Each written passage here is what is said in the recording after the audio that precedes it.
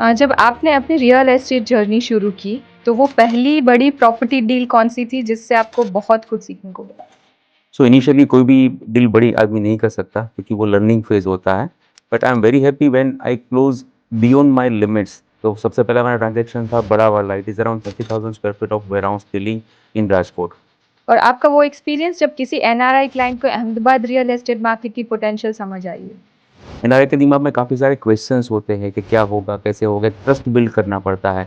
तो जब trust build हो जाता है तो अपना बिज़नेस होता है। तो वो ट्रस्ट बिल्ड करना मेरे लिए एक अचीवमेंट्स भी था और खुशी की बात भी थी।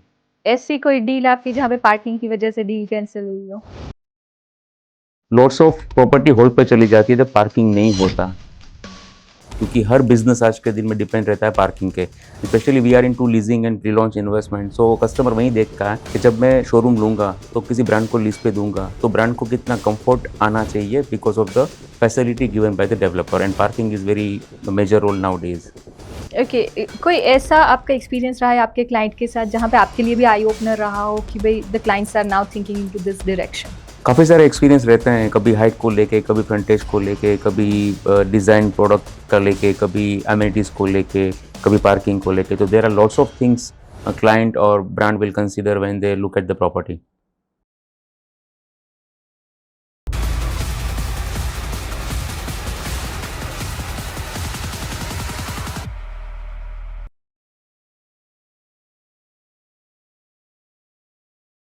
प्लानिंग के बारे में आपने देख लिया, कैसे प्लॉटिंग होता है, कैसे प्लानिंग होता है, कैसे टीपी होती है, कैसे रोड्स है, कैसा इंफ्रास्ट्रक्चर है इंडिया का।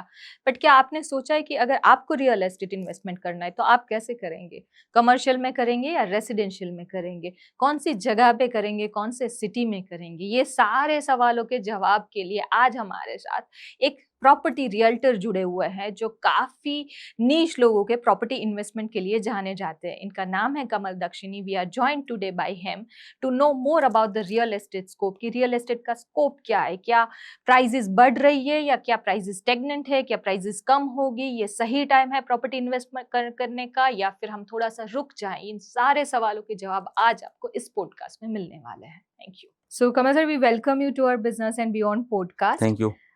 So firstly, you are the first guest who is from the real estate background. Till so far, we had the architects and the planners and everybody on the podcast. You are the my first. Pleasure. Yeah, you are the first who is directly related to the real estate. So sir, आप पहले अपने बारे में थोड़ा सा बताइए, आप क्या क्या काम करते हैं, कौन सी प्रॉपर्टीज में डील करते हैं, कौन से एरियाज में आप काम करते हैं? So I started my career before almost 15 years from Rajkot. I am born and brought up in Rajkot. But जब से शुरू किया था, पहले मैं यही सोचता था कि रियल एस्टेट मतलब लोकल बिज़नेस को प्रॉपर्टी दिलवाना। Later on stage I will understand कि सिर्फ़ एक ट्रांज़ैक्शन नहीं होता है। जब इन्वेस्टमेंट की बात आती है तो काफ़ी सारे फैक्टर्स होते हैं, जो एज़ अ कंसल्टेंट हमको लुक आफ्टर करने रहते हैं। सो राजकोट के शुरू करके धीरे-धीरे Ahmedabad, Baroda and Surat for leasing market we grow gradually. कुछ टाइम के बाद मुझे ऐसा लगने लगा कि मुझे राजकोट से बड़े मार्केट में शिफ्ट होना चाहिए, अपॉर्च्युनिटीज़ बढ़ रही है, then I decided to move to Ahmedabad. So this is my story so far. And if you're talking about which kind of product we deal, so I am a commercial guy 100%. So we deal with pre-launch investment, we deal with pre-lease properties and we do retail leasing for across Gujarat. जिसमें आप office space बोल सकते हो, grade A where houses बोल सकते हो, commercial showrooms और shop देख सकते हो और रिटेल लीजिंग में we serve all the major brands of India. Okay.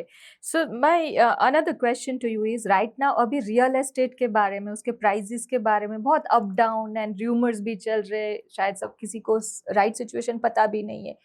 कोई बोल रहा है अप होंगे प्राइस क्योंकि रॉ मटेरियल का प्राइस अप हो चुका है, कोई बोल रहे कि बिक नहीं रही है प्रॉपर्टीज, 80 to 90% अनसोल्ड रहती है, तो शायद इतना ज्यादा रिटर्न्स ऑन इन्वेस्टमेंट नहीं मिलेगा। आप इन सब के बारे में क्या बोलना चाहेंगे? सबसे पहली चीज़ है कि जो जियोपॉलिटिकल सिचुएशन है, तो मैं ये बोलूँगा कि प्राइस बढ़ेंगे बिकॉज़ रॉ मटेरियल के प्राइस बढ़ने वाले हैं। तो ये हार्ड फैक्ट है कि प्राइस बढ़ने वाले हैं। क्रेडाई की मीटिंग हो चुकी है, सारे developer was there and everyone is decided कि प्राइस बढ़ाएँगे। पॉइंट नंबर 2, जहाँ तक सेल्स की बात है कि मतलब माल बिक नहीं रहा है, तो at some point of view market थोड़ा स्लो डाउन है। But if you take the past record of the real estate industry, price कभी कम नहीं हुए हैं। शायद आपका सेल्स स्लो हो सकता है, प्रॉपर्टी कम बिकेगी but it's never go down prices को लेके। सो मेरे हिसाब से थोड़ा मार्केट स्लो है, थोड़ा जियोपॉलिटिकल सिचुएशन बेटर हो जाएगा, वो रुक जाएँगे, इसके बाद फिर से बूम आने वाला है। आप देख सकते हो पास में जब भी मार्केट गिरा है या फिर कोई कोरोना जैसी सिचुएशन है, तो थोड़ा स्लो डाउन हुआ था। और उसके बाद फिर मार्केट ने पिकअप ले लिया था। सो ये क्यों होता है कि रियल एस्टेट के प्राइसेस कभी आप देखोगे तो उतने स्टिफ गिरते नहीं हैं, मतलब वो हमेशा appreciate he year on year होते हैं, वो कभी नहीं गिरते, उसका फंडामेंटल क्या है, आपको क्यों एक लगता फंडामेंटल बहुत बेसिक है, रोटी, कपड़ा और मकान। है? हर आदमी की ज़रूरत है कि उसको एक बेसिक होम चाहिए और रहने के लिए, सेल्फ यूज़ के लिए। अनदर थिंग इज़ दैट कि अगर आपके पास 2-5 करोड़ रुपए हैं, तो आप कहाँ पे इन्वेस्टमेंट करेंगे? You have a very limited access and trustable point. One point is gold. Someone is invested in mutual fund. Someone invested in some other stocks and maybe crypto. So real estate is a stable कि हम नहीं, हमारे दादा परदादा भी land में investment करते आ रहे थे। तो हमने देखा है कि लैंड में ऑलवेज एप्रिसिएशन मिलता है। ऑब्वियसली बाकी चीज़ों में भी मिलता है, पर वहाँ पे कम होने के भी चांसेस हैं। वो दूसरों के ऊपर काफ़ी अफेक्टेड है। लैंड के प्राइस कभी दूसरे के ऊपर अफेक्टेड नहीं होते कि आज मार्केट गिरा या कोई बड़ा बिजनेसमैन एक्सपायर हो गया या कोई भी एक्स वाई जेड चीज़ है। बोर्ड मीटिंग में कुछ प्रॉब्लम हुआ, कंपनी का प्रॉफ़िट कम हो गया, तो शेयर के प्राइस कम होने के चांसेस हैं, जब यहाँ पे वो कोई इफ़ेक्ट नहीं करता। ओके, सो अगर हम रियल एस्टेट की बात करें, Gujarat is far ahead than other states. अगर आपने अदर स्टेट्स देखे हों तो गुजरात का appreciation on the properties I have seen is always better than the other states, like you know, अगर शायद आप महाराष्ट्र या तमिलनाडु में भी आप देखें तो बैंगलोर या मुंबई को छोड़ के अगर दूसरे सिटीज आप देखें तो अप्रिसिएशन इतना नहीं है, बट गुजरात में overall if you take a town also there is a good appreciation of a land और बिल्डिंग और स्ट्रक्चर्ड प्रॉपर्टी ऑल्सो। तो ऐसा क्यों है? Why Gujarat is so different? So मैं ये बोलूँगा, मेरा काफ़ी एक्सपीरियंस है अदर स्टेट में भी काम करने का, कि गुजरात जो है वो is the land of businessman. The first important thing is कि गवर्नमेंट की पॉलिसी अच्छी है, बीजेपी की गवर्नमेंट है। प्रैक्टिकली नरेंद्र मोदी सर का काफ़ी विज़न और काफ़ी अटैचमेंट गुजरात के साथ है, तो गवर्नमेंट फ्रेंडली एनवायरनमेंट आप बोल सकते हो। सेकंड थिंग, गुजरात में कोस्टल एरियाज़ काफ़ी हैं, तो डायरेक्ट कनेक्टिविटी आपको मिलती है पोर्ट से एक्सपोर्ट-इम्पोर्ट की। थर्ड वन इज़ यहाँ के जो बिज़नेसमैन है, जो मैन्युफैक्चरिंग इंडस्ट्री में है, आप चाहे फार्मा ले लीजिए, आपका और एफएमसीजी प्रोडक्ट्स ले लीजिए या फिर और भी कोई प्रोडक्ट ले लीजिए, किचनवेयर अप्लायंसेस और सो मेनी थिंग्स। तो सबके लिए एक बेस्ट पॉलिसी है गवर्नमेंट की ओर से, इंफ्रास्ट्रक्चर है, बिज़नेस है और एक-दूसरे के ऊपर ट्रस्ट है। तो गुजरात आप बोल सकते हो कि is the land of business. आप कोई भी बड़े इंडस्ट्रियलिस्ट देख लीजिए, चाहे वो फॉर्च्यून 500 कंपनीज़ हो या टॉप 10 बिज़नेसमैन हो, आई थिंक उसमें से मेजॉरिटी आपको गुजराती ही दिखेंगे, इनफैक्ट गुजरात से ही मिलेंगे। और अभी आज का सिनेरियो अगर हम जून 2026 की बात करें तो हुँ। आपके हिसाब से पोटेंशियल मार्केट्स कौन-कौन से हैं गुजरात में फॉर द गुड इन्वेस्टमेंट और गुड रिटर्न्स ऑन इन्वेस्टमेंट? सबसे पहले मेरी चॉइस रहेगी Ahmedabad, obviously because Ahmedabad is now capital you can say in terms of financial things. So Ahmedabad is the capital of Gujarat. So पहले मैं अहमदाबाद प्रेफ़र करूँगा अगर मुझे इन्वेस्टमेंट करना है तो। सेकंड आई प्रेफर है Surat, then Rajkot and then Baroda. Why Surat? क्योंकि राजकोट के प्राइसेस सूरत से भी ज़्यादा हैं अगर आप प्रॉपर्टीज़ के अंदर देखें तो। अहमदाबाद ठीक है टॉप कर रहा है, उसके बाद सेकंड नंबर पे राजकोट आ रहा है प्रॉपर्टी रेट्स में, and then comes Surat, but you give the preference first to Surat and then to Rajkot, why? Because कोई भी सिटी जब ग्रो करता है, प्राइस बढ़ना is not only the matters of real estate, city कितना ग्रो हो रहा है इन टर्म्स ऑफ किलोमीटर और square kilometre wise. So Surat आज के दिन में 360 डिग्री बढ़ रहा है लाइक अहमदाबाद। राजकोट में कुछ लिमिटेड रोड्स ही है जहाँ पे डेवलपमेंट आ रहा है। For example 150 feet ring road हो गया, याग्निक रोड हो गया या फिर आपका कालावा रोड हो गया। तो उससे आगे मार्केट अभी तक नहीं गए हैं। फ्यूचर में जाए तो अच्छी बात है, पर अभी तक वहाँ से आगे मार्केट नहीं बढ़े हैं। सूरत में आपको काफ़ी सारे माइक्रो मार्केट्स और बड़े रिटेलर्स के मार्केट मिल जाएँगे, जहाँ पे आज के दिन में ब्रांड है और वो आगे-आगे एक्सपांड हो रही है। आप कोई भी ब्रांड के स्टोर देख लीजिए, अगर मैं फॉर एग्ज़ाम्पल की बात करूँ तो टाटा का ज़ूडियो का शोरूम है, तो शायद राजकोट में वो 4 से 5 होंगे, पर सूरत में वो 10 से 15 होंगे। डी-मार्ट को ले लीजिए, स्टारबक्स को ले लीजिए, तो सिटी चारों तरफ जब फैलता है, नए-नए ग्रोथ ओपन हो रहे हैं, नई-नई टीपीज़ ओपन हो रही है, नए-नए कमर्शियल प्रोजेक्ट्स आ रहे हैं, वहाँ पे ऑब्वियसली ग्रोथ बढ़ता है। तो in my philosophy in terms of real estate, so Surat is on second number, Ahmedabad is on first number, and then Rajkot and then Baroda. सो अगर हम आज मुंबई की बात करें ना, मुंबई हैज़ बिकम ओवरक्राउडेड। आज पानी की शॉर्टेज को भी फ़ील कर रहा है, अगर आपने मुंबई का देखा हो, न्यूज़ पढ़ी हो तो। सो उसके साथ एक बुलेट ट्रेन से कनेक्टिविटी अहमदाबाद की इसीलिए प्लान हुई थी that people can shift to Ahmedabad rather than crowding the Mumbai. So अभी तक वो बुलेट ट्रेन का प्रोजेक्ट कंप्लीट नहीं हुआ है हमारे एंड से, बट फ्यूचर में पॉसिबली होगा। तो आपको क्या लगता है कि जो मुंबई की जो रेसिडेंट्स है वो क्या अहमदाबाद या सूरत रहना पसंद करेंगे फ्यूचर में इफ कनेक्टिविटी इंफ्रास्ट्रक्चर में बहुत अच्छे से हो रही It's है तो? depend upon your nature of business. For example, if I'm on retirement stage, then I prefer Gujarat and especially Ahmedabad to stay as my first residence. कुछ लोगों का बिजनेस वहीं पे सेटल डाउन है, पूरा नेटवर्क, पूरा इकोसिस्टम मुंबई में है, तो उसको यहाँ पे शिफ्ट करना थोड़ा मुश्किल होगा। पर मैं ये ज़रूर से बोल सकता हूँ कि जो भी इन्वेस्टर्स बॉम्बे से हैं, जिसको भी पीसफुल लाइफ चाहिए, ग्रोथ चाहिए, अच्छी कनेक्टिविटी चाहिए, तो वो 100% मूव होंगे बॉम्बे से अहमदाबाद में। अभी तक इन्वेस्टर्स का रेशियो क्या कह रहा है आपके हिसाब से? Are people investing into Gujarat जो मुंबई से हैं? Yeah, definitely. In fact, we have an investor from Mumbai, Bangalore, Kolkata, and Delhi, Noida as well. Delhi से यहाँ पे ये क्या लॉजिक है उनका? बिकॉज़ दिल्ली में लोगों ने देखा है कि जब आज से 15-20 साल पहले गुड़गाँव कुछ नहीं था, एक बंजर ज़मीन थी या मेबी एग्रीकल्चरल लैंड था। आज वहाँ पे डीएलएफ ने क्या पूरा गुड़गाँव खड़ा कर दिया है। तो लोग देखते हैं कि जहाँ पे ₹25,000 स्क्वायर यार्ड मेरे को लैंड मिल रही थी, आज वहाँ पे 25,000 स्क्वायर फीट भी नहीं मिल रहा है। सो हुँ। नाउ दे अज्यूमिंग कि जो मेरी चीज़ मिस हो गई गुड़गाँव में, वो मैं शायद डोलेरा में या गिफ्ट सिटी में या अहमदाबाद में इन्वेस्ट करके वो प्रॉफ़िट या फिर वो आरओआई अर्न कर सकता हूँ। एंड सेकंड थिंग, यहाँ पे प्राइसेज़ काफ़ी अफोर्डेबल हैं। आज के दिन में आप ऑफ़िस की बात कीजिए, रेज़िडेंशियल की बात कीजिए या compare to Mumbai and Delhi. Compare to Mumbai and Delhi, तो Gujarat is very economical as a terms of now. And वहाँ पे छोटी साइज़ के प्लॉट समझो आप 30 लाख रुपए में 40 लाख रुपए में दिल्ली में आपको कुछ नहीं मिलेगा, शायद 1 बीएचके भी नहीं मिलेगा। यहाँ पे डेवलपर उसको पूरा प्लॉट दे रहे हैं 250, 300, 400 स्क्वायर यार्ड का। तो they understand the value of land. So that is the main reason कि ट्रस्ट है लोगों का, अच्छी पॉलिसीज़ हैं, काफ़ी अफोर्डेबल रेट हैं, तो बाहर के इन्वेस्टर इसलिए यहाँ पे अट्रैक्ट हो रहे हैं।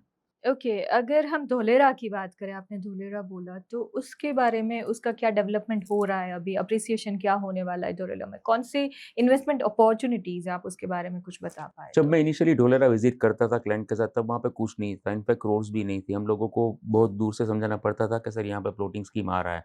अगर आप आज के दिन में जाएँगे तो काफ़ी सारे ब्रांड्स जैसे टाटा का काफ़ी कंपनीज़ आ गया, जापान से काफ़ी इन्वेस्टमेंट आ रहा है, बाहर से काफ़ी इन्वेस्टमेंट आ रहा है। स्पेशल थिंग गवर्नमेंट का फ़ोकस है। तो आज से जो 10 साल पहले ढोलेरा था, वो आज नहीं है, पूरा सिनेरियो चेंज हो गया है। डे बाय डे वो ग्रेजुअली बढ़ता रहेगा। तो जो भी अगर इनिशियली किसी ने मिस कर दिया है इन्वेस्टमेंट ढोलेरा या गिफ्ट सिटी में, तो अब आप वहाँ पे इन्वेस्टमेंट कर सकते हो बिकॉज़ इज़ अभी रो है। धीरे-धीरे ग्रेजुअली ग्रो हो रहा है। जब ग्रो हो जाएगा तब प्राइस काफ़ी हाइक हो जाएँगे। एट द टाइम आपको एंट्री लेना शायद डिफ़िकल्ट हो सकता है। तो ढोलेरा मैं बोल सकता हूँ अगले 10 साल ढोलेरा और गिफ्ट सिटी के हैं। धोलेरा का क्या विज़न है सर? ढोलेरा में आप अगर प्रैक्टिकली देखो तो मैन्युफैक्चरिंग हब आएगा तो ऑब्वियसली वहाँ पे रेज़िडेंट्स की डिमांड रहेगी। बाकी इंफ्रास्ट्रक्चर जो डेली एसेंशियल उसकी नीड रहेगी। तो पूरा एक इकोसिस्टम बन रहा है गवर्नमेंट की तरफ से। यहाँ पे बाहर से इन्वेस्टर आएँगे, जॉब एम्प्लॉयमेंट आएगा, जॉब बढ़ेगी और जॉब के साथ बिज़नेस और रेज़िडेंशियल भी बढ़ेगा। धोलेरा का इंफ्रास्ट्रक्चर कैसे डेवलप हो रहा है सर? अगर आप उसके बारे में टोलरा में बता स्टेप पाएँ बाय तो? स्टेप डेवलप हो रहा है। वहाँ पे रेसिडेंशियल ज़ोन है, वहाँ पे एसईजेड ज़ोन है, वहाँ पे नॉन कमर्शियल ज़ोन है, वहाँ पे एंटरटेनमेंट ज़ोन है, तो काफ़ी सारे ज़ोन वहाँ पे हैं। तो ज़ोन वाइज़ कंपनियाँ टाइम बाय टाइम ओके। जिसने प्रॉपर्टी एक्विज़ या लैंड एक्विजिशंस कर लिया है, तो दे आर नाउ प्लानिंग कि वहाँ पे अभी फैक्ट्री शुरू हो रही है। और अब अगर जाएँगे तो काफ़ी सारी फैक्ट्रीज़ ऑलरेडी एस्टेब्लिश होना शुरू हो गई है। And how about the connectivity? Now is the expressway, you can directly reach from Ahmedabad to Dholera. Okay, by air या ट्रेन, गुड्स ट्रेन अगर इंडस्ट्रियल डेवलपमेंट हो रहा है आई तो think we will be needing cargo those flight things is too. There, airport is there, direct road connectivity is there. तो और अगर अभी फ़िलहाल नहीं है, तो गवर्नमेंट को पता है कि मुझे यहाँ पे कौन-कौन सी ब्रांड को लाना है, कौन-कौन सी कंपनी आने वाली है। तो अकॉर्डिंगली गवर्नमेंट भी सपोर्ट कर रही है, बाकी सब इंफ्रास्ट्रक्चर और कनेक्टिविटी को लेके। तो अगर आज हम धोलेरा में अगर मुझे इन्वेस्ट करना है, तो मैं अप्रिसिएशन कब तक एक्सपेक्ट कर सकती हूँ धोलेरा में से? As per my personal point of view, मैं कोई भी इन्वेस्टर को ये नहीं बोलता कि आप लैंड में इन्वेस्टमेंट कीजिए तो आप 2-5 साल का सोच के इन्वेस्टमेंट करिए। Whenever you plan to invest in land then at least you should keep in mind कि मुझे 10 साल तक ये लैंड रखना है। After 10 years if I want to sell then I will get a good appreciation on that. 3-4 साल बोलने वाले जो कंसल्टेंट हैं वो शायद क्या करेंगे I don't know.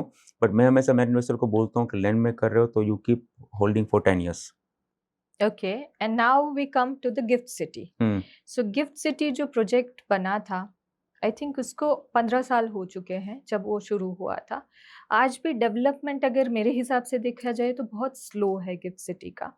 Appreciation definitely मैंने देखा हुआ है कि बहुत अच्छा हो रहा है गिफ्ट सिटी के अंदर, फिर भी डेवलपमेंट बहुत स्लो है। तो आपके हिसाब से वो डेवलपमेंट क्यों स्लो है गिफ्ट सिटी का? मेरे हिसाब से जब-जब लोगों को समझ में आता है कि गिफ्ट सिटी क्या है, लोग प्रैक्टिकली आके विज़िट करते हैं, वो क्या एक एग्ज़ाम्पल सेट होना पड़ता है।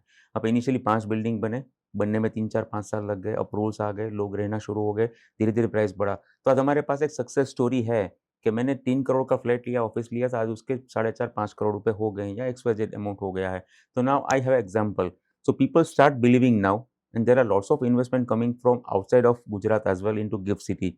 आज के दिन में यहाँ पे बड़ी-बड़ी ब्रांड्स हैं, बड़ी-बड़ी ब्रांड के हेड ऑफ़िस हैं। गवर्नमेंट का सपोर्ट है हॉस्पिटैलिटी को लेके, कॉर्पोरेट्स को लेके। तो अगले 2 साल में अगर बीजेपी गवर्नमेंट ही कंटिन्यू करती है, तो मैं ये बोलूँगा कि गिफ्ट सिटी और धोलेरा दोनों में एनआरआई और इन्वेस्टर फ्रेंडली पॉलिसीज़ काफ़ी बन रही है और आगे जाके भी बनेगी। What kind of policies sir?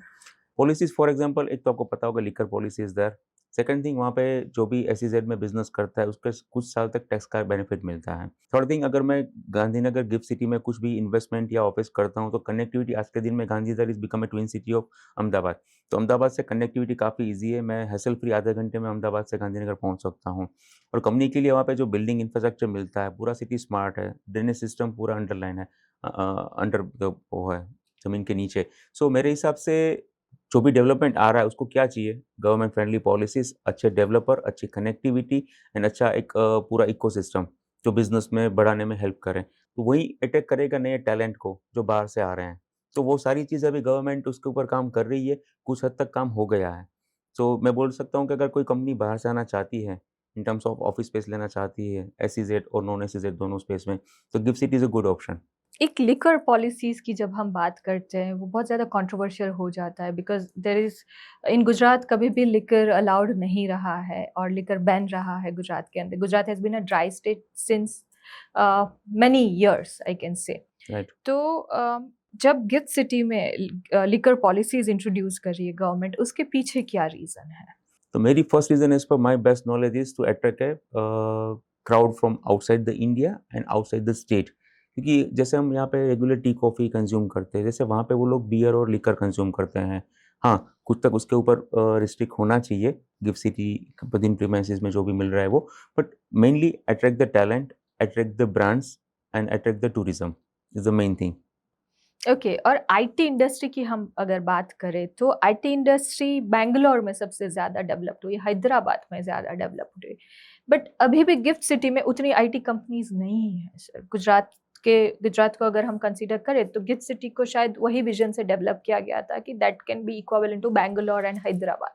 तो वो अभी तक क्यों नहीं हुआ है सर? आईटी कंपनीज़ के लिए क्यों इतने ल्यूक्रेटिव ऑफर्स नहीं है गिफ्ट सिटी के पास? आई थिंक मेरे हिसाब से जो डेवलपर्स बिल्डिंग्स बना रहे हैं, चाहे वो सेवी हो, चाहे वो शिवालिक हो, चाहे वो शिल्प हो, चाहे वो नक्षत्र ग्रुप हो, तो बिल्डिंग बड़ी अच्छी बन रही है। नेक्स्ट लेवल की बिल्डिंग बन रही है, जो बाहर की ब्रांड्स को अट्रैक्ट कर सके। थिंग इज़ दैट के शायद कहीं न कहीं ब्रांड्स को भी कॉन्फिडेंस नहीं आ रहा है कि गिफ्ट सिटी में मुझे टैलेंट मिल पाएगा कि नहीं मिलेगा। In fact Gujarat is a good market, यहाँ पे टैलेंटेड लोग हैं। आज की जो जेन ज़ी है, वो काफ़ी एग्रेसिव है, टैलेंटेड भी है।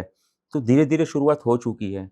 बैंक ऑफ अमेरिका एसबीआई जैसे काफ़ी बड़े brands name already gift city में हैं। तो धीरे-धीरे टाइम लगता है कोई भी सिटी डेवलप होने में और कोई भी बड़ा सिटी छोड़ के आदमी जब अहमदाबाद में शिफ्ट होने की प्लान करता है या फिर कोई भी कंपनी बैंगलोर छोड़ के गुजरात में आना चाहती है तो they think lots of parameters.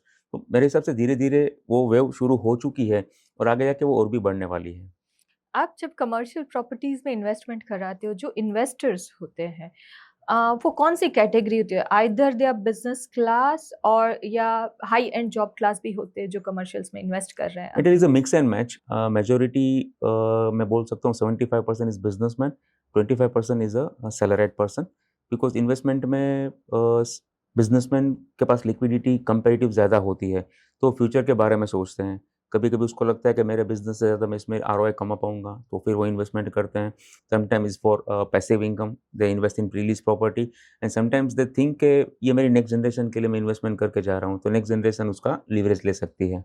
आपने एक सर चीज़ बोला प्री लीज़ प्रॉपर्टी, सो बहुत सारे दर्शकों को प्री लीज़ प्रॉपर्टी नहीं पता होगी कि क्या राइट। होती है, तो आप थोड़ा-सा प्री लीज़ प्रॉपर्टी के बारे में बता दीजिए। सो प्री-लीज़ प्रॉपर्टी में क्या होता है कि प्री-लीज़ प्रॉपर्टी आइडियली कोई ऑलरेडी टेनेंट बैठा हुआ होता है, जो एक लॉन्ग टर्म तक लीज़ साइन हो चुकी है, चाहे वो डेवलपर के साथ हो, चाहे वो एंड यूज़र के साथ हो। तो जब मैं प्री-लीज़ प्रॉपर्टी में इन्वेस्टमेंट करता हूँ, तो एक चीज़ श्योर है कि प्रॉपर्टी रेडी टू मूव है। पॉइंट नंबर 2 वहाँ पे मुझे कोई वेट एंड वॉच नहीं करना है। कि कब कोई नया ब्रांड आएगा और मैं एलओआई साइन करके मुझे रेंटल इनकम शुरू होगी। तो ये लॉन्ग टर्म जिसको पैसिव इनकम चाहिए, फिक्स आरओआई चाहिए, तो उसके लिए प्रीलीज प्रॉपर्टी बेस्ट इन्वेस्टमेंट माना जाता है, क्योंकि वो डे वन से आपको रेंटल इनकम शुरू करके देता है लंबे समय तक। कुछ साल के बाद रेंट एप्रिसिएशन होता है, कुछ लॉक-इन पीरियड होता है और डिपॉज़िट भी होती है। तो अगर मुझे अगले 9, 10, 15 साल के लिए सेफ एंड सिक्योर रिटर्न्स चाहिए, मंथली रेंटल इनकम चाहिए, then prelease property is the best tool nowadays. Okay, pre lease property में कितने परसेंटेज तक रिटर्न्स एक्सपेक्ट कर If you're सकता talking है? about Gujarat market, then nowadays, if I invested in bank, ground floor का bank है, तो I can expect a 4 to 4.5% maximum return on investment. Second thing, if I invest in a retail brand like Croma, Tata, Zudio, something वगैरह, तो उसमें I can expect a 5 to 5.5% of ROI. And if I invest in office space, grade A office and with the leading brand name, then I expect a 6 to 7.5% on ROI. And if I invested in warehouses, then it gives me around 8% of return on investment.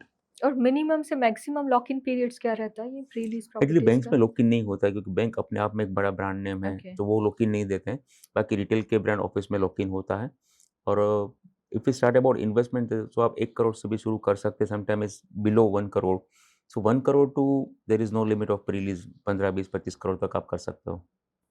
और pre lease properties के लिए आज अगर हम अहमदाबाद में अगर कोई options देखें तो कौन से एरियाज में आपको लग रहा है कि बेटर ऑप्शंस है? अहमदाबाद में हर कोने में प्रीलीज़ प्रॉपर्टी आज के दिन में मिल रही है, चाहे आप ओके। ईस्ट अहमदाबाद देख लो या वेस्ट अहमदाबाद देख लो।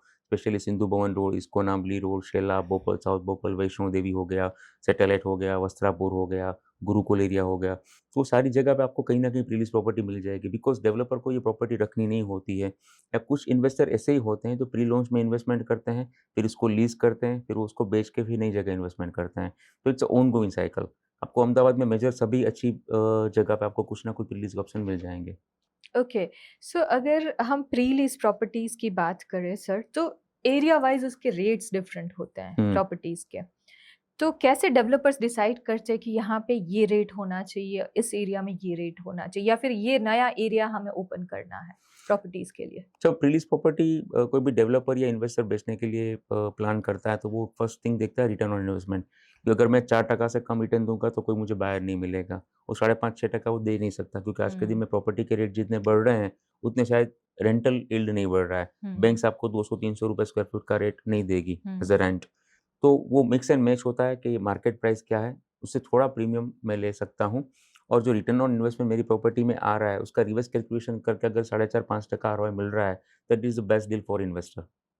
कौन-कौन से एरियाज़ है अहमदाबाद के सराउंडिंग में जो अभी गुड फॉर इन्वेस्टमेंट है कमर्शियली अगर आप देखें तो और वहाँ पे रिटर्न्स अच्छे मिल सकते हैं? क्योंकि सैचुरेटेड एरिया में मुझे लग रहा है कि इतना ज़्यादा रिटर्न्स नहीं होता है, prices are already saturated in those areas but non saturated areas जो आपके हिसाब से है, वो अहमदाबाद की पेरिफेरी में कौन-कौन से हैं?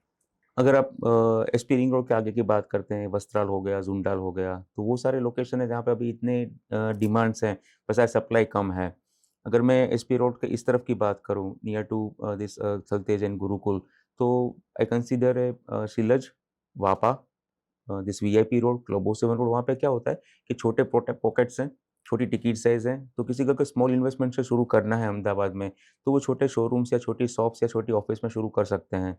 मेजर एसजी हाईवे पे बड़े-बड़े शोरूम्स बन रहे हैं, तो टिकट साइज़ भी ऑब्वियसली बड़ा हो जाएगा। तो for small investor, the west Ahmedabad में ये जो लोकेशन है, Bhopal, south Bhopal, Vapa, Shilaj, VIP road, वो सब बेस्ट पॉकेट्स हैं इन्वेस्टमेंट करने के लिए, फॉर इनिशियल स्टार्टअप करने के लिए। और क्या रेट पे अभी प्रॉपर्टीज़ अवेलेबल है? अगर आप इस अप्रॉक्सिमेटली बता पाएँ तो It's rates? depend upon the location to location, but if you ask me generally, तो it's starting from 13-14 थाउज़ेंड पर स्क्वायर फीट से लेके 18-20 हज़ार स्क्वायर फीट तक जाता है। ओके, मेजरली अगर हम इन्वेस्टमेंट के बारे में देखें तो रेसिडेंशियल और कमर्शियल में पीपल आर ऑलवेज कंफ्यूज्ड क्योंकि रेसिडेंशियल में भी आपको रेंटल इनकम मिल रही है, कमर्शियल में आपको लीजिंग इनकम मिल रही है, तो दोनों में से कैसे चूज करें कि रेसिडेंशियल प्रॉपर्टी में इन्वेस्ट करें या कमर्शियल में करें? मेरा जो 15 सालों का एक्सपीरियंस है, उसके ऊपर से अगर मैं बात करूँ, तो मैं ऑलवेज़ प्रेफ़र करता हूँ इन्वेस्टमेंट कमर्शियल में ही होना चाहिए। आप ओके। रेसिडेंशियल में कर रहे हो, आपका एक खुद का रहने का ड्रीम होम है, दैट्स अ वेरी गुड। बाकी का जो इन्वेस्टमेंट है वो आपका आइडियल होना चाहिए प्लॉटिंग और लैंड में और कमर्शियल में। बिकॉज़ कमर्शियल प्रॉपर्टी आपको एटलीस्ट 4 से 6% के बीच में रिटर्न ऑन इन्वेस्टमेंट कमा के दे रही है। मेरे हिसाब से रेजिडेंशियल इतना नहीं दे रहा। अगर आप ट्रैक रिकॉर्ड कहीं भी चेक कर लीजिए, तो 1.5 करोड़ का फ्लैट है, उसका रेंटल आपको शायद ही मिलता होगा 40 से 50 हज़ार। पर वहीं अगर 1.5 करोड़ की आपकी ऑफ़िस है तो शायद आपको 60 टू 75,000 मंथली रेंट कमा के देगी। So when is investment I prefer 100% commercial. और अगर सेल्फ कंजम्पशन है तो रेसिडेंशियल। सेल्फ कंजम्पशन है तो रेसिडेंशियल। ओके, पार्किंग का इश्यू बहुत बड़ा है, very big major issue which I am also working since 15 years into I have right. Divide into that issue. Parking कैसे अफेक्ट कर रहा है प्रॉपर्टी सेलिंग को और प्रॉपर्टी मार्केट को आज? आज के दिन में क्या है कि बिल्डिंग्स में काफ़ी बड़े-बड़े फैसिलिटीज़ मिल जाएँगे, ब्यूटीफुल फसाड मिल जाएँगे, एमेनिटीज़ मिल जाएगी। बट इन्वेस्टर और ब्रांड जो भी देखते हैं, वो देखते हैं एक तो लोकेशन, सेकंड आता है पार्किंग कितना मिलेगा। क्योंकि कोई भी बिज़नेस आज के दिन में अहमदाबाद में 80-90% buyer are travelling from car. Two wheeler का बहुत कम यूज़ हो रहा है। तो अगर कोई भी एक शोरूम मैं लेता हूँ as a investor, my next point is मैं उसको लीज़ पे देना चाहूँगा ब्रांड को। अगर आपके बिल्डिंग में पार्किंग नहीं है, तो ब्रांड वहाँ पे थोड़ा रेज़िस्ट करेगी कि मैं इस बिल्डिंग में क्यों है, पार्किंग नहीं है। क्योंकि वहाँ पे जो बायर का एक्सपीरियंस उसको मिलता है, शॉपिंग एक्सपीरियंस। अगर पार्किंग अच्छा मिल जाएगा, तो वो कंपनी के लिए काफ़ी हद तक सेल्स इम्प्रूव करता है। तो as per my point of view, अगर पार्किंग अच्छा है, तो वो प्रोजेक्ट सक्सेसफुल है। सेकंड चीज़ आती है लोकेशन की।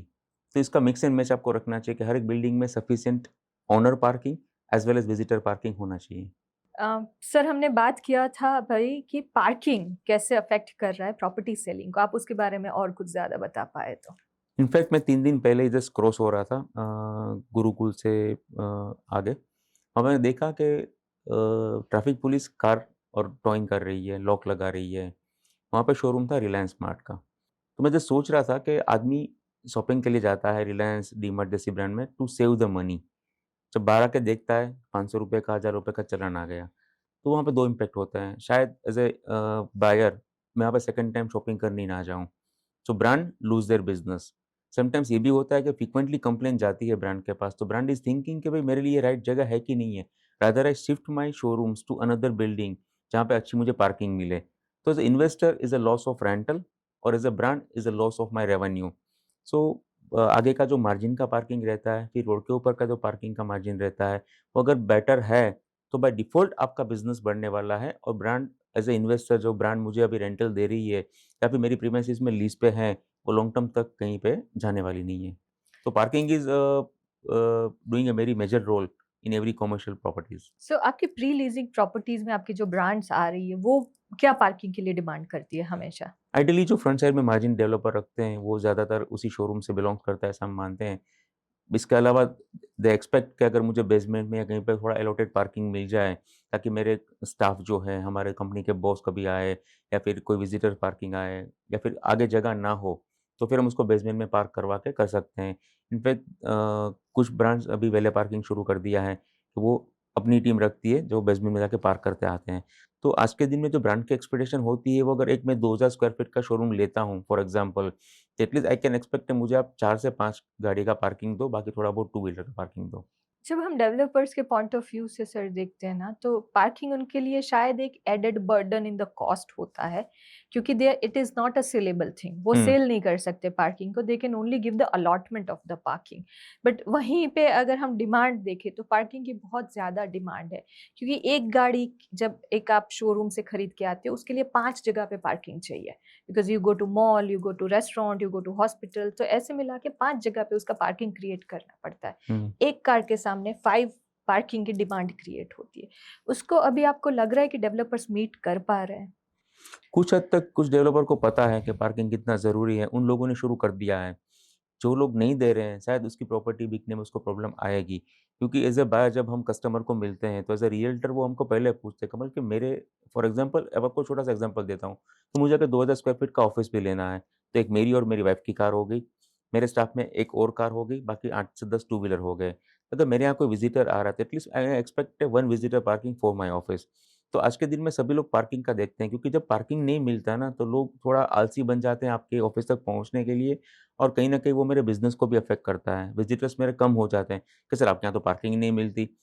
फिर भी नीचे पार्क करके आया, कभी टोकर हो गई, कभी हुँ। मुझे पेनल्टी भरनी पड़ी, ट्रैफ़िक का चालान आ गया।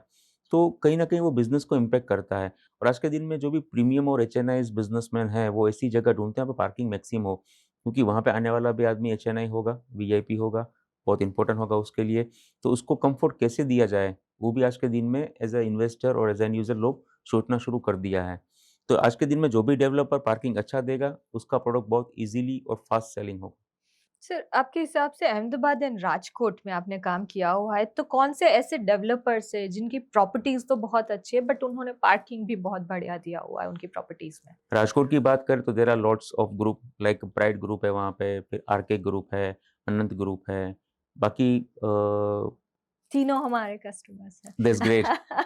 और अगर अहमदाबाद की बात करें तो अहमदाबाद में गोयल है, सफल है, शिवालिक है, शिल्प है, स्वाति है, डीएनसी ग्रुप है। तो काफ़ी सारे ग्रुप्स हैं जो पार्किंग के ऊपर आज के दिन में फ़ोकस क्योंकि उसको पता है कि पार्किंग देना कितना ज़रूरी है, तो उन लोगों ने इम्प्लीमेंट करना शुरू कर दिया है। ओके। सर, अगर हम कंपैरिजन करें ट्रैफिक की सिचुएशंस की अभी, राजकोट, अहमदाबाद एंड सूरत, आपको क्या लग रहा है कौन सा वर्स्ट सिटी है अभी ट्रैफिक के मामले में, कि जहाँ पे बहुत ज़्यादा ट्रैफिक के इश्यूज हो रहे, पार्किंग के इश्यूज हो रहे, तो इन तीनों सिटीज में आपको क्या लग रहा है? हालाँकि सूरत में मैं इतना डे टाइम में कम ट्रैवल किया है, तो I can not much confident about Surat to say on your podcast. But Rajkot, Ahmedabad में मैं बहुत घूमता हूँ मैं पूरे दिन में। तो आज के दिन में ट्रैफ़िक का जो मेजर कंसर्न है मुझे लगता है अहमदाबाद में ज़्यादा है और पर्टिकुलर कुछ जंक्शन पे तो बहुत ही ज़्यादा है। ऑब्वियसली है, सिटी बड़ा है, पॉपुलेशन बड़ी है, कार का यूज़ डे बाय डे बढ़ रहा है, तो ट्रैफ़िक बढ़ने ही वाला है। But Ahmedabad is facing a more problem to this traffic. Okay. Ahmedabad में आपको क्या लग रहा है कि अगर हम एक रीडेवलपमेंट प्रोजेक्ट में जाते हैं, अगर वहाँ पे कमर्शियल रीडेवलपमेंट आ रहा है, तो बिल्डर आपके हिसाब से कौन-सी चीज़ों का ध्यान रख रहा है regarding the parking and regarding the property as well? जब रीडेवलपमेंट, क्योंकि सैचुरेटेड एरिया है, हुँ। राइट? तो वहाँ पे क्या-क्या ध्यान रखा जाता है आपके हिसाब से, या फिर क्या रखना चाहिए उनको ध्यान? आई थिंक जब कोई डेवलपर रीडेवलपमेंट के लिए कोई प्रोजेक्ट उठाते हैं और वहाँ पे कमर्शियल प्लान करते हैं, तो ऑब्वियसली है कि वहाँ पे शायद रोड कंजेस्टेड होंगे, वी डोंट नो वहाँ पे क्या सिचुएशन होगी। तो उस टाइम पे डेवलपर प्लान करते हैं कि मैं अगर -1 या -2 तक बेसमेंट है, तो मैं -3 तक जाऊँ, क्योंकि मुझे प्रोडक्ट बेचनी है। शायद हुँ। 60-70% वहीं लोग रीयूज़ में आ जाएँगे, नए प्रोजेक्ट्स में शिफ्ट हो जाएँगे, कुछ लोग एग्ज़िट होके अपने हिसाब से लेंगे और उसको कुछ मास माल बेचना भी होता है, as per the FSI they get from the government. As per the rules. तो पार्किंग वो -3 तक जा सकते हैं, कभी-कभी ज़्यादा पार्किंग देने के लिए। आगे जो मार्जिन छोड़ते हैं, आज के नियम के हिसाब से तो ज़्यादा मार्जिन छोड़ना पड़ता है, तो आगे भी उसको पार्किंग का स्पेस मिलता है। तो जो भी डेवलपर रीडेवलपमेंट में जाते हैं, तो पार्किंग वो बेसमेंट तक ज़्यादा जाते हैं, ताकि पार्किंग मिल सके। फ्रंट मार्जिन, साइड मार्जिन भी दे सकते हैं। और रीडेवलपमेंट प्रोजेक्ट्स के अंदर सर, एक तो पहले सैचुरेटेड एरिया में रीडेवलपमेंट और एफएसआई ज़्यादा दी जाती है। तो वहाँ पे आपको क्या लगता है कि that is good for the commercial and new buyer to go for that, या फिर जो आउटस्कर्ट्स में ज़्यादा डेवलपमेंट हो रहा है, वहाँ पे बायर को ज़्यादा इन्वेस्ट करना चाहिए? इसमें मैं ऐसा बोलूँगा कि depend upon the location and my preference. For example मैं आपको एग्ज़ाम्पल देता हूँ पकवान जंक्शन। अगर हुँ, मेरा एक्जिस्टिंग ऑफ़िस पकवान जंक्शन पे है, मुझे वो लोकेशन सेट हो गया है, मेरी टीम को सेट हो गया है, मेरे क्लाइंटेल को सेट हो गया है, तो फिर मैं आस-पास में ही प्रॉपर्टी लूँगा। मैं वहाँ पे शेला में शिफ्ट नहीं होऊँगा या फिर मकरवा के साइड शिफ्ट नहीं होऊँगा क्योंकि मुझे पकवान के आस-पास ही रहना है। कनेक्टिविटी हो गई, मेरा कम्फ़र्ट हो गया, मेरी फैमिली का कम्फ़र्ट हो गया if my wife is working, तो पूरी एक इकोसिस्टम उसकी खुद की वहाँ पे बन गई होती है। तो आज के दिन में लोगों को वो एरिया छोड़ना नहीं होता स्पेशली फॉर ऑफिसेज़ क्योंकि उसके पास विज़िटर्स भी इतने आते हैं, खुद का एस्टेब्लिशमेंट होता है। तो आस-पास में वो वही प्रॉपर्टी ढूँढते हैं जहाँ पे उसका सेटअप ऑलरेडी हो। हुँ। सो सर, नेक्स्ट 5 इयर्स में आप गुजरात रियल एस्टेट में क्या अप्रिसिएशन देख रहे हैं, या क्या नेक्स्ट 5 इयर्स में चेंजेस दे रहे हैं? कॉमनवेल्थ गेम्स भी आ रही है 2030 के, अगर हम उस हिसाब से देखें, तो अहमदाबाद में और गुजरात के बाकी सिटीज़ में आप रियल एस्टेट का फ्यूचर क्या देख रहे हैं? Apart from this games announced by the government उसके अलावा भी अगर नेचुरल वे में देखें तो अहमदाबाद का ग्राफ ऐसे ही जा रहा है। Okay. Because there are lots of thing government policy, infrastructure, others development आस-पास के जो ज़ोन हैं, अहमदाबाद ग्रेजुअली बहुत बड़ा इकोसिस्टम बन रहा है for the entire business houses of Gujarat. Connectivity के पॉइंट ऑफ व्यू से देखिए या फिर अभी जो डेवलपमेंट आस-पास में आ रहा है, अगर मैं उसमें अपन कॉमनवेल्थ गेम ऐड करते हैं, तो टूरिज़्म बढ़ेगा। इसके लिए हॉस्पिटैलिटीज़ बढ़ेगी, लोग बाहर से ट्रैवल करेंगे, तो एम्प्लॉयमेंट अपॉर्च्युनिटी बढ़ेगी। तो अगर आने वाले 5 साल या 10 साल की बात करें, तो अहमदाबाद का मार्केट बहुत तेज़ी से आगे बढ़ने वाला है। उसके बाद ऐसा नहीं होगा कि मार्केट धड़ाम से गिर जाएगा, थोड़ा स्लो डाउन होगा, फिर वो अपना पिकअप पकड़ लेगा। तो आज के दिन में अगर गुजरात में सबसे बेस्ट सिटी है जो इन्वेस्टमेंट के लिए रियल एस्टेट के पॉइंट ऑफ व्यू से, तो my point of view is Ahmedabad. Okay. और अहमदाबाद में अभी ग्राफ कैसा है कंपेयर टू लास्ट 3 इयर्स या 4 इयर्स? जैसे कोरोना से पहले और कोरोना के बाद कितना डिफरेंस हुआ है प्रॉपर्टी मार्केट के अप्रिसिएशन के अंदर? जब कोरोना आया था तो वो नेचुरल एक प्रॉब्लम था सबके लिए, काफ़ी डिफ़िकल्ट सिचुएशन थी, सब लोगों ने फेस किया है। उसके टाइम किसी को पता ही नहीं था कि क्या होगा, आगे जाके सबके लिए नई चीज़ थी। अभी जो सिचुएशन है वो वॉर का सिचुएशन है। अब हमको पता है कि अगर वो दोनों देश आपस में उसकी सुलह हो गई तो ये रुक जाने वाला है। तो अभी जो स्लो डाउन है, मैं ऐसा बोलता हूँ ये स्लो डाउन कुछ टाइम के लिए है, जो लोगों के दिमाग में कुछ ना कुछ चल रहा है, इसलिए वो इन्वेस्टमेंट शायद नहीं कर रहे हैं या फिर होल्ड करके बैठे हैं, थोड़ी सिचुएशन नॉर्मल हो जाए फिर मैं इन्वेस्टमेंट शुरू करूँगा। और स्लो डाउन सबके लिए है, it's not only for real estate. आज इक्विटी में भी स्लो डाउन है, म्यूचुअल फंड में भी स्लो डाउन है, गोल्ड में भी स्लो डाउन है, ट्रू। हर जगह स्लो डाउन है। सबके प्राइस कम हो रहे हैं, सिर्फ रियल एस्टेट स्लो डाउन ऐसा नहीं है। आदमी जहाँ पे भी पैसे लगाता है, वो थोड़ा होल्ड करके बैठा है कि मुझे इन्वेस्टमेंट अभी नहीं करना है। जैसे ही सब नॉर्मल हो जाएगा, ग्रेजुअली 5-10%, 10%, 20%, 50% फिर से मार्केट 1 साल में स्टेबल हो जाएगा। ओके। जब रेरा एक्ट को बनाया गया था sir, it was for the protection of buyers, कि डेवलपर्स को एक टाइम लिमिट दिया जाता है कि आपको कंस्ट्रक्शन ऑफ द प्रॉपर्टी इतने टाइम लिमिट में कंप्लीट करके हैंड ओवर करना है, राइट? सो क्योंकि उससे पहले शायद इंडिया वाइड दिल्ली में या गुड़गांव में ऐसे प्रोजेक्ट्स थे जहाँ पे डेवलपर्स ने काम कंप्लीट ही नहीं किया था और इन्वेस्टर्स के पैसे फंसे हुए थे। तो आफ्टर द रेरा एक्ट क्या डिफरेंस आया है, या आज भी शायद रेरा एक्ट का मिसयूज किया जाता है? आपको लगता है कि कुछ डेवलपर्स के की एक्सटेंड की जाती है टाइमलाइंस, या फिर नहीं, आज रेरा एक्ट के अंदर बहुत ज्यादा प्रोटेक्शन है बायर्स को? आपका क्या विचार है इसके हिसाब से? एक तो रेरा आने के बाद थोड़ा बायर्स की सेफ्टी बढ़ गई है। बायर अवेयर हो गया है कि रेरा में कारपेट में ये आता है, ये नहीं आता है। आज के दिन में लोग प्रॉपर्टी में इन्वेस्टमेंट करने से पहले उसका रेरा अकाउंट नंबर चेक करते हैं, रेरा है कि नहीं है, बाकी लीगैलिटीज़ है कि नहीं है, कंप्लीशन का टाइमलाइन डेवलपर ने क्या दिया है, अकॉर्डिंगली वो डील करते हैं। This is point number 1। Point number 2, अगर रेरा की बात करें तो जहाँ तक मेरा एक्सपीरियंस है, गुजरात के डेवलपर बहुत ही अच्छे हैं। सभी डेवलपर टाइम से कमिटमेंट से प्रोजेक्ट पूरे करते हैं। अगर 2-5% किसी का प्रोजेक्ट डिले हुआ है या फिर नहीं हुआ या फिर कोई लिटिगेशन है तो वो अलग बात है। तो मेजॉरिटी डेवलपर को भी खुद को पता है मैम कि अगर आज के दिन में मैं प्रोजेक्ट टाइम से डिलीवर नहीं करूँगा तो दोबारा मेरे यहाँ कोई इन्वेस्टमेंट नहीं करेगा, एंड यूज़र ट्रू। नहीं आएगा। क्योंकि market is very small. People can share the data, share the news, share the humours very instantly आज के दिन में। तो मुझे खुद एज़ अ डेवलपर पता है कि मुझे टाइम से डिलीवर करना है, अच्छी क्वालिटी देनी है, जो कमिटमेंट किया वो देना है, जो ब्रोशर में दिखाया वो देना है, तो वो देते ही हैं। बट हाँ, एक चीज़ ये है कि अगर कुछ डेवलपर या फिर कुछ बड़ी ब्रांड्स कुछ भी प्रॉब्लम के हिसाब से अगर कहीं प्रॉब्लम होती है बायर को टाइम से डिलीवरी देने में या कुछ भी होता है, तो RERA is there to protect the buyers things. तो हम्म। बायर के लिए एक अच्छी बात है कि रेरा आने के बाद थोड़ा स्मूथ हुआ है, लोगों में अवेयरनेस बढ़ी है, तो थोड़ा बैलेंस हुआ है। पहले जो सिर्फ़ बिल्डर की मनमानी चलती थी, वो आज के दिन में नहीं चल रही है, आज के दिन में दोनों को विन-विन सिचुएशन पे डिस्कस करनी होती है। सो अगर हम रेसिडेंशियल प्लॉट्स देखें, प्लॉटिंग स्कीम्स को देखें ना, तो वहाँ पे हमने बहुत ज़्यादा डिलेज फेस किए हुए हैं। हमने देखा है कि डेवलपर्स के डिलेज बहुत ज़्यादा, क्योंकि एक आपने रेसिडेंशियल प्लॉट ऑफ डेवलपमेंट दिखा दिया, बट वहाँ पे वो इतना ज़्यादा टाइम से डेवलप नहीं हो पाते। तो वो भी रेरा एक्ट के अंदर आते हैं आपको लगता है, या सिर्फ commercial and residential buildings he RERA act में आते हैं? आइडियली जब आप अहमदाबाद के अगर 30, 35, 40, 50 किलोमीटर के रेडिएशन में बात करो तो वहाँ पे ओडा नहीं है। मतलब ओके। अर्बन अथॉरिटी डेवलपमेंट नहीं है, वहाँ पे हुँ, शायद लोकल ग्राम पंचायत, तालुका पंचायत हुँ, वगैरह आती है। ट्रू। तो वहाँ पे रेरा एप्लीकेबल नहीं होता है, वहाँ पे लोकल अथॉरिटी जो लोकल पर्सन है, सरपंच हो गया, तलाटी हो गया, उससे हमको अप्रूवल मिलती है। तो उस टाइम पे शायद डेवलपर को थोड़ा पे वहाँ पे दिक्कत आती है कि वो अप्रूवल लेट आती है, और कभी डेवलपर का भी ऐसा होता है कि चलो माल धीरे-धीरे बिक रहा है तो मैं धीरे-धीरे फ़ेज़ में डेवलपमेंट शुरू करता हूँ। पर जो अच्छे डेवलपर्स हैं अहमदाबाद के वो टाइम से डिलीवर करते हैं। जो नए डेवलपर आ गए या फिर किसी की पुश्तों की ज़मीन है और उसने फर्स्ट टाइम डेवलपमेंट कर रहे हैं या फर्स्ट प्रोजेक्ट, एक्सपीरियंस सेकंड नहीं है जिनके प्रोजेक्ट है, पास। हाँ, तो नए नाम होंगे तो आपको थोड़ा डिले देखने को मिलेगा। That's why we recommend our investor कि आप कोई प्रीमियम डेवलपर के साथ ही प्लॉटिंग्स प्रोजेक्ट में अगर इन्वेस्टमेंट कर रहे हो, तो एक बार उसका बैकग्राउंड चेक कर लीजिए, उसके पास प्रोजेक्ट चेक कर लीजिए और हुँ, कब डिलीवरी उसने दी है, वो हुँ। चेक कर लीजिए।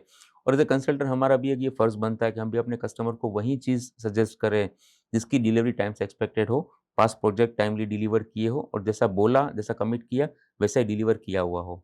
सो सर एक जनरल हमारी ऑडियंस के अगर पॉइंट ऑफ व्यू से हम देखें ना तो उनको फ्रॉड का बहुत ज़्यादा खतरा रहता है। उनको लगता है कि भाई फ्रॉड ना हो जाए मेरे पास।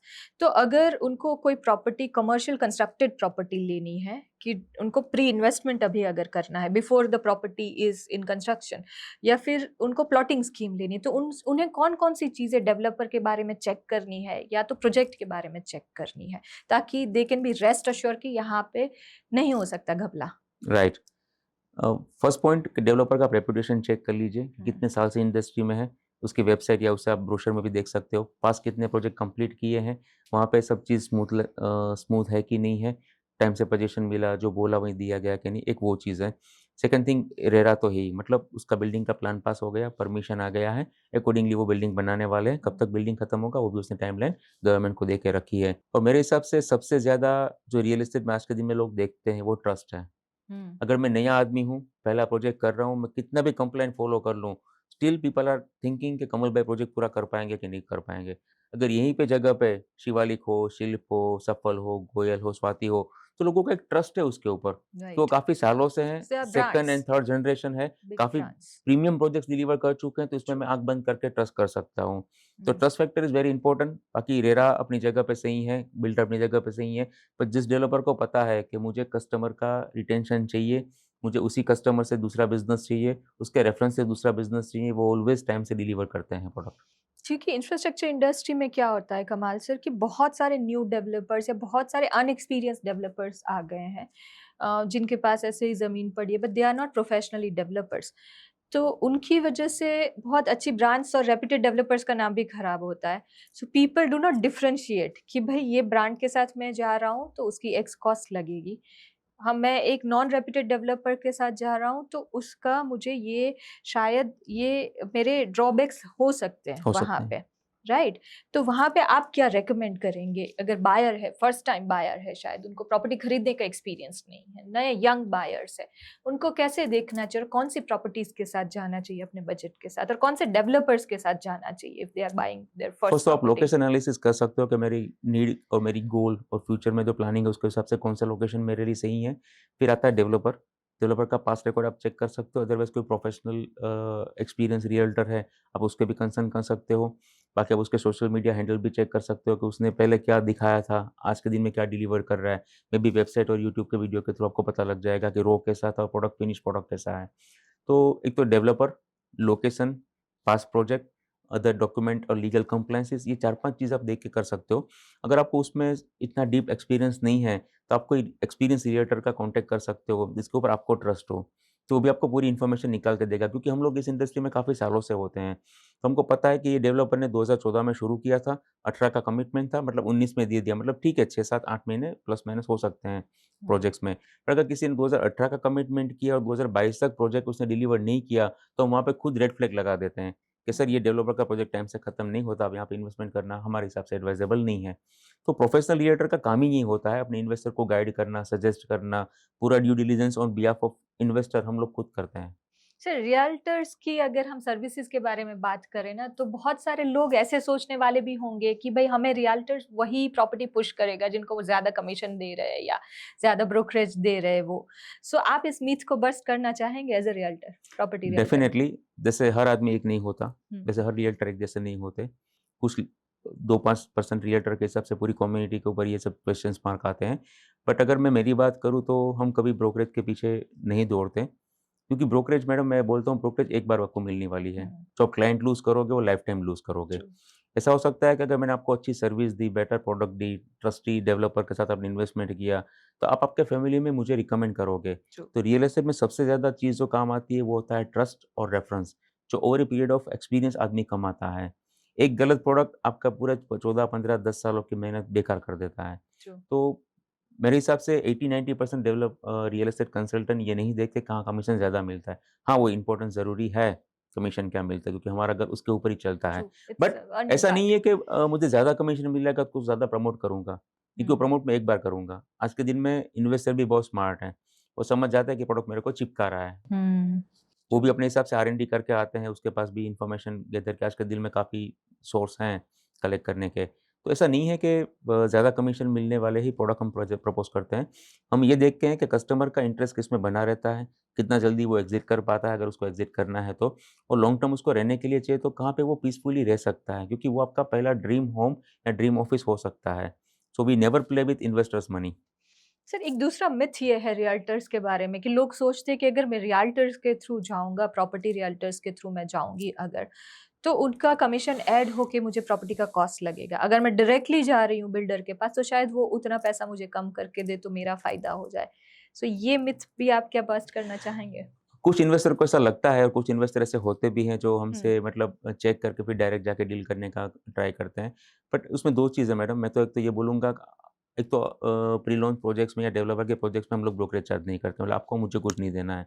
सामने से मैं आपको सर्विस देता हूँ, बेटर डील निकाल के देता हूँ, ड्यू डिलिजेंस करके देता हूँ।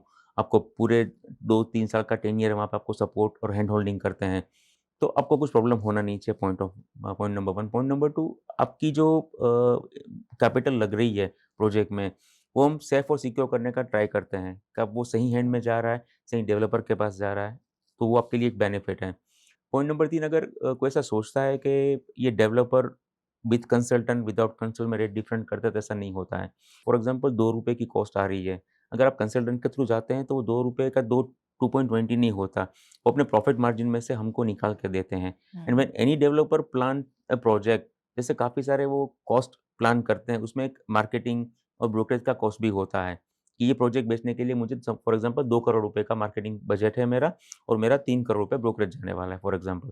तो पहले से प्री प्लान है, मतलब कॉस्ट में वो ऐड हो ही चुके हैं। अब आप डायरेक्ट जाओ, तो वो शायद आपको डिस्काउंट ना भी करें, और कुछ डेवलपर करते भी होंगे। तो मेरे हिसाब से ऐसा बिल्कुल नहीं है कि अगर आप किसी रियल्टर के थ्रू जाते हो, तो आपकी कॉस्ट बढ़ के आती है। हुँ। और एक तीसरी चीज़ ये है सर कि जैसे इंडिया के अंदर कंसल्टेंट्स की वैल्यू बहुत कम है।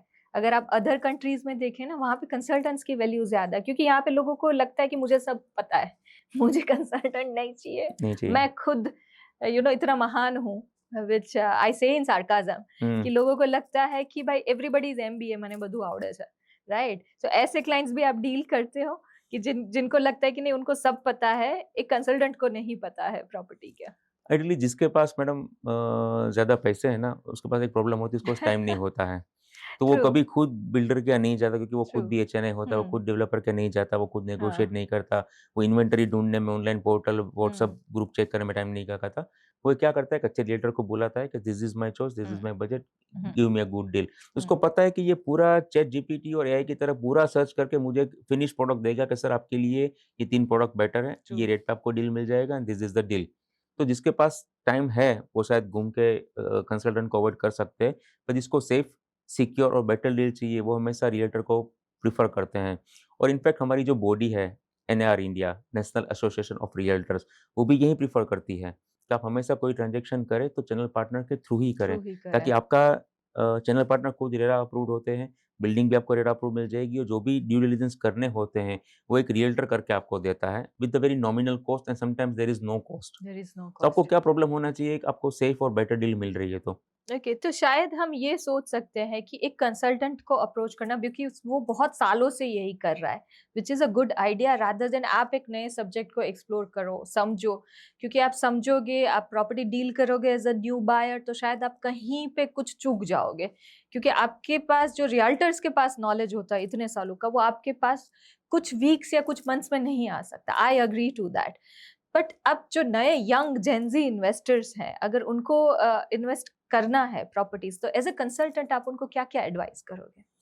सी, buying a property is a very big decision, it's not small thing कि मैं कोई रेस्टोरेंट में गया, वड़ा पाव खा लिया, बात खत्म हो गई। यहाँ पे आप अपने जीवन की मेजर कैपिटल ज़्यादा जो सेविंग्स है वो लगा रहे हो। सो रियल्टर के साथ काम, क्योंकि रियल्टर कभी इतना डे वन से नॉलेजेबल नहीं होता है। मैं भी नॉलेजेबल नहीं था। हुँ, काफ़ी गलती की, काफ़ी कुछ सीखने को मिला लाइफ में, काफ़ी अच्छे और बुरे एक्सपीरियंस रहे। तो आपको एक अच्छे-बुरे एक्सपीरियंस का कॉम्बो पूरा निचोड़ मिलता है एक चैनल पार्टनर के थ्रू। तो आप जब भी अगर लाइफ में फर्स्ट टाइम इन्वेस्टमेंट कर रहे हो ना, अगर आपको चैनल पार्टनर के थ्रू नहीं भी करना है, फिर भी आप एक बार उसको मिलो, उसका वे ऑफ अंडरस्टैंडिंग लो। आप क्या बोलते हो सर इस प्रोडक्ट के बारे में? क्योंकि हम as a channel partner, as a realtor हम एडवाइस का कोई चार्ज नहीं देते हैं। अब हुँ, मेरे को ट्रू, पूछना हो भाई यहाँ पे करना चाहिए, मैं आपको हाँ बोलूँगा, ना बोलूँगा, क्यों करना चाहिए, क्यों नहीं करना चाहिए। तो जो यंगस्टर है, उसको सारी चीज़ पता है। तो जो हमने 15 सालों में सीखी है, काफ़ी सारे खराब एक्सपीरियंस के, अच्छे एक्सपीरियंस से। तो आपको एक पूरा उसका एक मोरल ऑफ द स्टोरी मिल के बाहर आती है। तो मेरे हिसाब से आप फर्स्ट टाइम बायर हो, काफ़ी आपके मेहनत के पैसे आप लगा रहे हो, तो एक रियल्टर को आपको ज़रूर अप्रोच करना चाहिए। डायरेक्ट डील करो, प्रॉब्लम नहीं है, पर शायद रियल्टर के थ्रू करोगे तो आपको कुछ शायद बेटर मिलने को चीज़ें मिल जाएगी आपको। सर ऐसा क्या एक रियल रियल्टर बता पाता है जो चैट जीपीटी नहीं बता पाएगा आपको? सी चैट जीपीटी क्या है मैडम कि वो ऑनलाइन जो अवेलेबल इन्फॉर्मेशन है ना, वो निकाल के आपको देता है। रियल एक्सपीरियंस कहीं पे ऑनलाइन अवेलेबल नहीं है। जैसे मेरा एक डेवलपर के साथ खराब एक्सपीरियंस रहा है, वो प्रोजेक्ट डिले हुआ है, पार्किंग अच्छी नहीं है, कंस्ट्रक्शन क्वालिटी अच्छी नहीं है, प्रोडक्ट ठीक का इस्तेमाल नहीं किया, लिफ्ट अच्छी नहीं इंस्टॉल किया डेवलपर ने, ट्रू, तो वो चैट ट्रू, जीपीटी आपको नहीं बोलेगा वेरी फेयर कि पॉइंट। इस प्रोजेक्ट में ये लिफ्ट अच्छी नहीं है, बार-बार खराब हो जा रही है, काफ़ी मेंटेनेंस माँग रही है। वो एक कंसल्टेंट बता पाएगा क्योंकि हमने यहाँ पे माल बेचा है, लोगों की तकलीफ़ें सुनी हैं, तब पता चला है कि ये डेवलपर में ये प्रॉब्लम है, ये प्रोजेक्ट में ये प्रॉब्लम है, ये लोकेशन में ये प्रॉब्लम है। तो जो रियल कंसल्टेंट एक्सपीरियंस के थ्रू बता पाता है, वो चैट जीपीटी बता नहीं पाता क्योंकि वो ऑनलाइन अवेलेबल इन्फॉर्मेशंस के पिक करता है और कोई भी डेवलपर अपनी खराब और नेगेटिव इन्फॉर्मेशन वहाँ पे नहीं डालेगा। So, sir, that was my 1 hour with you, 1 hour conversation. We had a very insightful conversation thank you. with you, and I would like to conclude this session with the rapid fire. मैं आपको 10 rapid fire question पूछूंगी, sure, आपको quickly मुझे उसके answers देने हैं। Sure. ये सबसे ज्यादा ये सेगमेंट देखा जाता है, हमारे व्यूअर्स को भी बहुत जल्दी जल्दी जल्दी जल्दी पसंद है right. Answer. So my first question to you is, sir, commercial या रेसिडेंशियल आपके हिसाब से better investment? Commercial. Sindhu Bhavan road या गिफ्ट सिटी, कहाँ इन्वेस्टमेंट ज्यादा स्ट्रॉन्ग है? For long term it's a gift city, short term और रिटेल लीजिंग सिंधु भवन। एक अच्छी डील का सबसे इंपॉर्टेंट फैक्टर क्या है? लोकेशन, बजट या builder? First location, then builder, then budget. Ahmedabad real estate का फ्यूचर एक वर्ड में? अनस्टॉपेबल। ट्रेडिशनल ब्रोकर या tech enabled consultant? Broker with tech enable. नया कमर्शियल प्रोजेक्ट लेने से पहले सबसे पहली चीज क्या देखनी चाहिए? लोकेशन, डेवलपर की reputation and position. Ahmedabad traffic builder के लिए प्रॉब्लम है या अपॉर्चुनिटी? अगर आप अच्छी फैसिलिटी दे रहे हो तो अपॉर्चुनिटी है, नहीं दे रहे हो तो प्रॉब्लम है। रेंटल इनकम या capital appreciation? Capital appreciation. Ahmedabad में इन्वेस्ट करने का सही टाइम अभी या वेट करें? Property is always right now. Property discuss करने के लिए आपकी फेवरेट जगह? कॉफी शॉप या फिर क्लाइंट के office. Okay, that were my 10 rapid fire question with you.